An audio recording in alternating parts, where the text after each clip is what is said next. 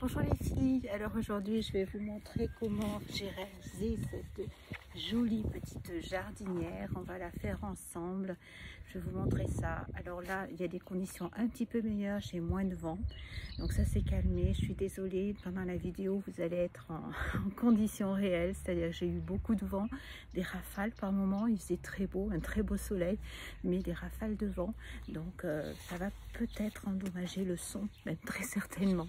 Mais c'est bien parce que comme ça je prends conscience qu'il va falloir que si je veux vous faire des petites vidéos en extérieur pour les prochains jours, eh bien il va falloir que je remédie à ce problème avec un micro spécialement adapté justement au changement de son, enfin en tout cas pour que vous ayez un meilleur son. Voilà, donc n'hésitez pas à me faire des commentaires, à me poser des questions, je serai ravie de vous répondre. Voilà, vous avez tout le déroulé dans la vidéo. Je vous remercie par avance de la regarder et n'oubliez pas de me faire un petit pouce si vous aimez ce que je vous montre. À bientôt, bonne journée, au revoir. Bonjour à toutes, ben écoutez, je vous retrouve cette fois-ci dans le jardin. J'espère que vous allez bien. Il fait un super soleil, donc je me suis dit une petite vidéo en extérieur, mais ça peut faire du bien et puis ça peut changer surtout. Et puis je vais vous faire cette fois-ci une petite vidéo sur des plantations. Vous savez, j'adore le jardinage, j'en fais beaucoup moins, mais j'en fais encore un petit peu.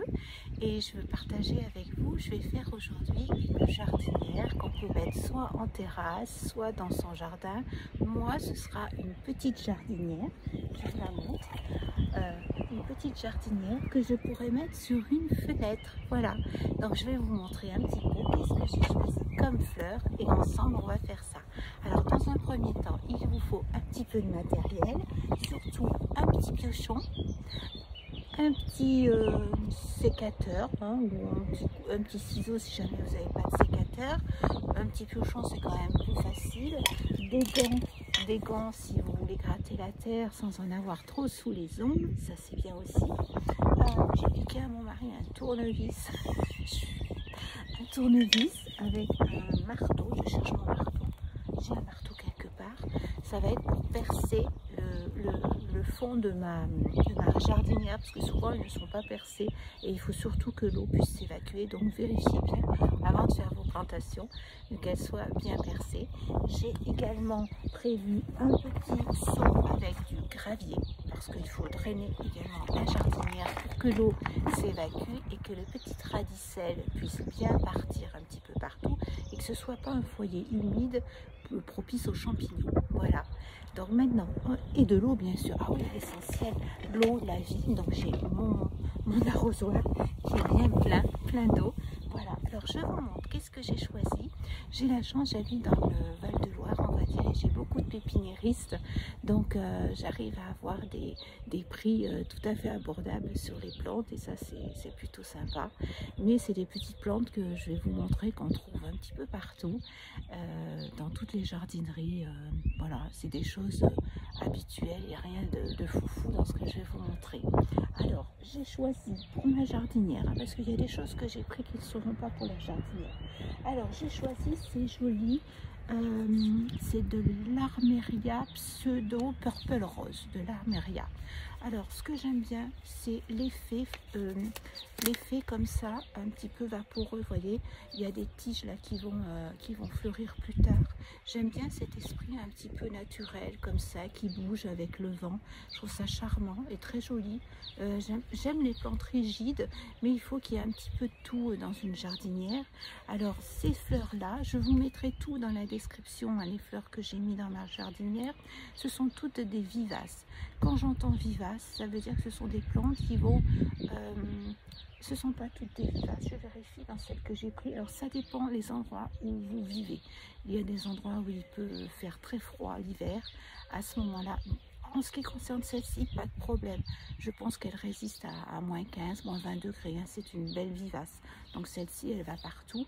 Elle aime plutôt le soleil et elle va monter à 40 cm, vous voyez. À peine guère plus haut que ça. Là, on voit hein, puisque les fleurs... Voilà, ça arrive là, ça va pas monter beaucoup plus haut. Donc c'est intéressant parce que c'est une fleur qui aime le soleil. Et surtout, ce que je trouve intéressant, c'est que donc je vais pouvoir la garder, la replanter si je veux dans le jardin plus tard. Et ce que je trouve intéressant, c'est qu'elle fleurit quand même, elle fleurit longtemps. Alors là, c'est pas écrit sur l'indication de la plante, mais elle fleurit, elle fleurit de mai à fin juillet. Donc elle fleurit 3 mois. Donc c'est intéressant parce que souvent les plantes c'est 2 mois. Donc 3 mois, je trouve que c'est bien. Il faut bien sûr, vous voyez celle-ci elle est cassée. Je verrai plus tard parce qu'il y en a d'autres peut-être qui vont se casser. Mais il faut enlever au fur et à mesure les petites fleurs bien sûr qui sont desséchées. Mais sinon elle fleurit 3 mois, donc je trouve ça quand même plutôt sympa. Après on peut l'enlever de la jardinière, la mettre dans le jardin et puis remettre une fleur d'été, un petit pot de vivace d'été pour la remplacer. Mais 3 mois c'est bien. Voilà, donc j'ai choisi celle-ci. Ensuite celle-ci, pareil. Alors celle-ci c'est une Scabios columbaria, c'est une pink mist. Regardez ces petites fleurs comme c'est mignon. Alors là c'est pareil, c'est exactement la même chose, une vivace, donc qui résiste au gelé, qui aime le soleil également. Donc là je vais la mettre, je vais dire entre l'est et le sud-est elle sera, donc elle va pouvoir, je l'espère, s'épanouir. Et puis elle va résister, alors elle va prendre la suite et elle tient longtemps, 6, 7, 8, 9, elle 3 mois également, hein. J'ai pris des vivaces de 3 mois parce que j'aime pas les changer tout le temps de leur peau. Donc là elle va tenir 3 mois celle-ci.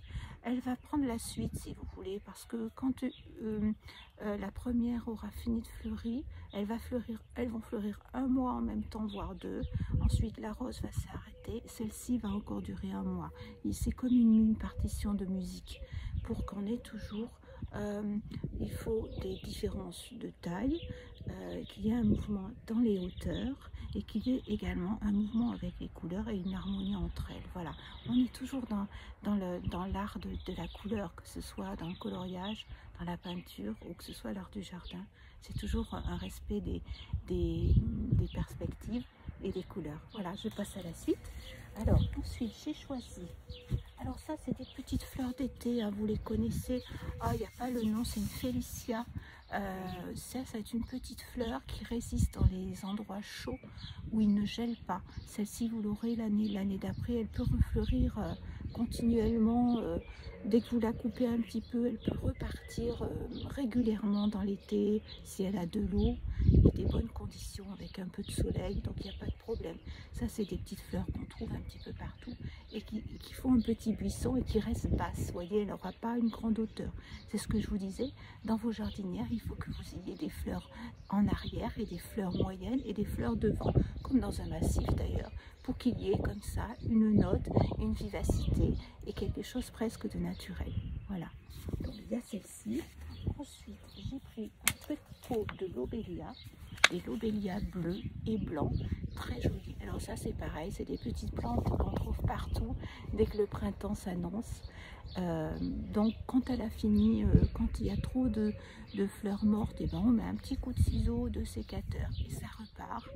Et puis voilà, il faut l'arroser, mettre un petit peu d'engrais parce que dans les jardinières surtout il y a moins de conditions. Il faut, on va en parler, un bon terreau, mais si vous voulez qu'elle reparte, arroser de temps en temps avec un petit engrais, ça leur fait pas de mal. Voilà, donc j'ai choisi celle-ci également.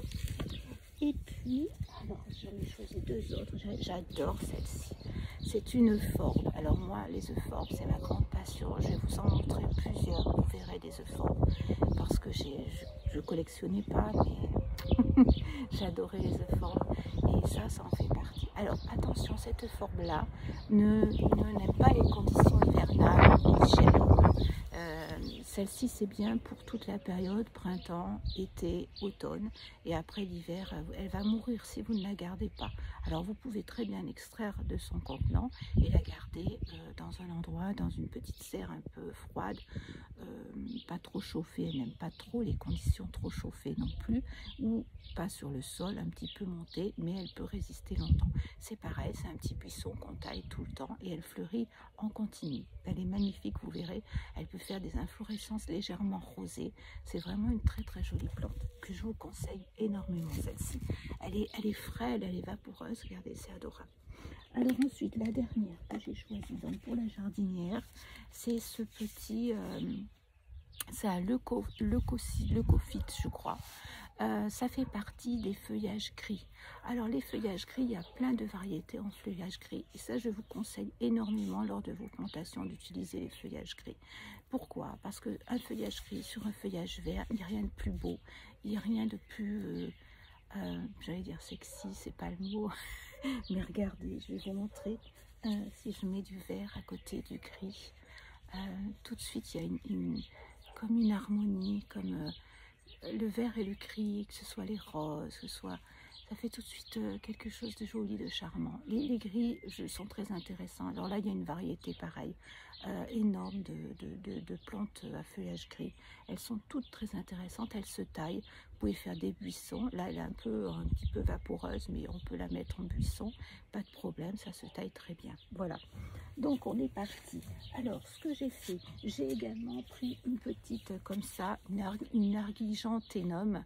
Ça c'est super, vous savez, ça fleurit tout le temps jusqu'à l'automne. Mais c'est pas une vivace, c'est une plante d'été, hein, comme les dernières que je vous ai montrées, là, les petites fleuries. Ça, elle va fleurir jusqu'à l'hiver, jusqu'au gelé. On continue, ça, il suffit de la raboter une fois qu'elle a bien fleuri, ou si vous êtes patiente, au fur et à mesure, vous coupez un petit coup comme ça, les fleurs qui ont fini de fleurir en pot. C'est magnifique sur une terrasse, parce que ça aime le soleil, c'est pas exigeant comme fleur, et ça grossit, ça peut faire des massifs énormes si vous la mettez en terre. Ça, super comme plante, parce que même si on a de l'espace, si on la voit de loin, c'est très très beau. Donc je vous la conseille vivement, ça ressemble à des marguerites, c'est très très joli, c'est fin, ça a des pétales très fins, c'est pas large, voilà, vous voyez les petits pétales. Voilà, très joli. Et bien sûr, je ne pouvais pas passer sans prendre encore une forbe, parce que les forbes, je les adore. Alors celle-ci, c'est la Rainbow. Elle a un œil un peu noir. C'est pas l'œil noir, celle-ci. Il y en a d'autres qui ont un œil noir encore plus noir que celui-ci. Celle-là, c'est la Rainbow, elle est jaune. Et c'est une très jolie aussi. Alors la pomme, elle s'est fait couper dans la voiture pour le transport. Sinon, elle était beaucoup plus grande. Alors ça, c'est des plantes qui adorent également le soleil. Donc ça peut faire des très beaux massifs, des très belles boules bien rondes, bien éclatantes. Voilà. Donc on y va, on commence. Et je vous montre tout ça. Voilà, alors je vous conseille de le mettre dans ce sens-là, parce que c'est prévu en fait dans ce sens-là. C'est plus facile que dans l'autre sens où c'est plus résistant. Donc vous le mettez dans ce sens-là, et puis tout simplement un petit coup de marteau, et hop, voilà, c'est réglé. Donc après, ce que je fais, c'est tout simple. Je vais mettre un petit peu de gravier, je vais faire du bruit, pour drainer le fond de mon jardin. Donc je mets un fond de gravier.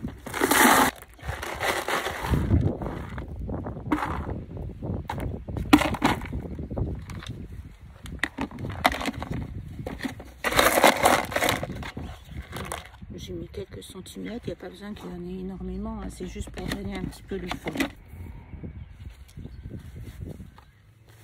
Alors la phase suivante, il va nous falloir qu'on mette des gants, parce qu'on va toucher le terreau. Donc si on veut éviter d'en avoir partout sous les ongles, parce que c'est pas toujours facile à enlever, à moins d'avoir une très bonne brosse. Mais comme j'ai les ongles fragiles, eh bien je me protège les miettes.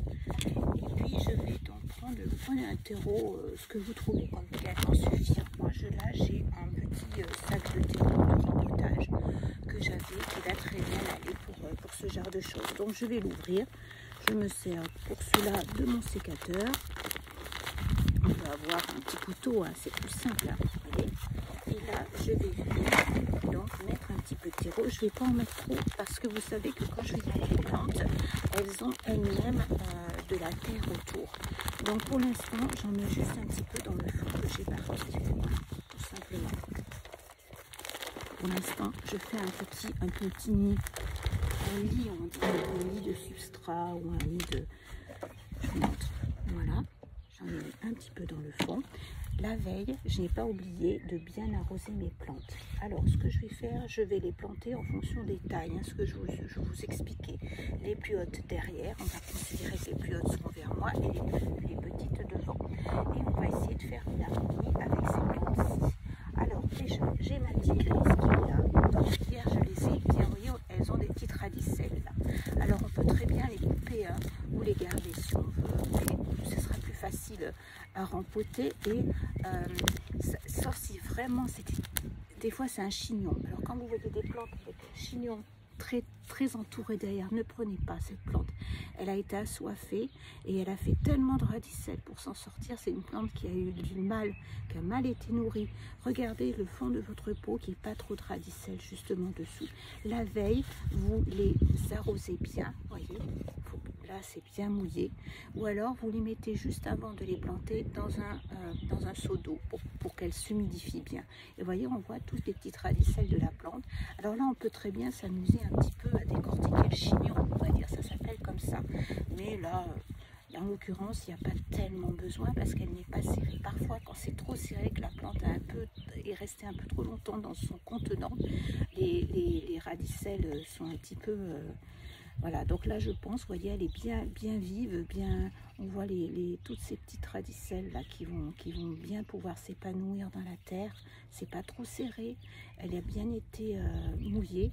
Donc celle-ci, j'ai plus qu'à la planter. Ce que je vais faire. Donc pour l'instant, je la mets un petit peu comme ça, et on va petit à petit faire la même chose avec toutes nos plantes. Vous voyez, je vérifie le fond. Quand vous achetez, regardez bien que vos plantes ne soient pas justement en chignon, ce que je vous disais. Celles-ci, je les trouve ravissantes. J'ai envie de les laisser comme ça, un petit peu en arrière-plan, au milieu, parce que je les trouve très belles. Alors, mon euphorbe, bien sûr, que j'adore. Donc, c'est pareil, je vais la mettre un petit peu à côté. Hop, pareil, voilà. Je casse un peu la motte. Vous voyez, c'est vraiment simple en fait. Celles-ci qui sont adorables, je vais les mettre avec le fond. Je regarde les autres que j'ai, oui, je vais faire comme ça, vous voyez, c'est tout simple. Voilà, et puis je vais peut-être pas toutes les mettre, hein, parce que là j'ai eu les yeux un peu plus gros que le ventre, comme on dit des fois quand on prend trop de choses, mais je vais vous dire, j'adore tellement ça que je vais leur trouver une place dans mon jardin. C'est pas très important pour moi, même si une plante a toujours sa petite place dans mon jardin. Alors même si elle n'est pas en jardinière, je vais y trouver une petite place. Alors voyez, là délicatement, je les mets les unes avec les autres, en leur laissant quand même un petit peu d'espace à chacune pour qu'elles puissent quand même s'épanouir sans se gêner. Voyez, et qu'on puisse quand même les reconnaître. Oh, j'ai de la place pour mettre la petite bleue, hein. Je vais la mettre, la petite bleue, je vais la mettre là. Parce que de toute façon, même si ça vient un petit peu, vous pouvez prendre aussi, qui est très joli en jardinière, c'est des plantes qui chutent, vous voyez, qui vont descendre en cascade, comme les géraniums par exemple. Les géraniums, mais pas les droits, hein, les géraniums qui sont tombants.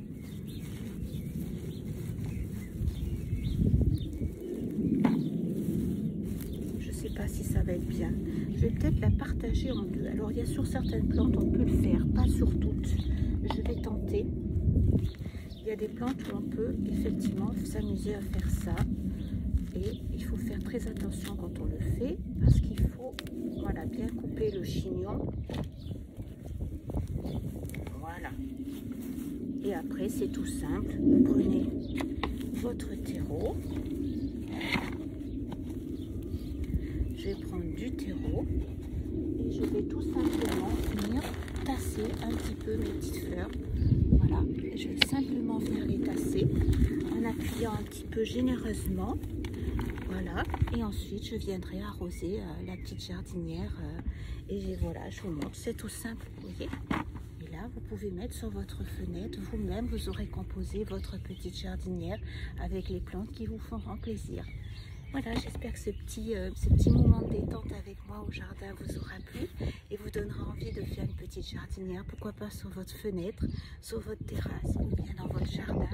Voilà, je vous embrasse et je vous souhaite une très belle journée avec le soleil. À bientôt.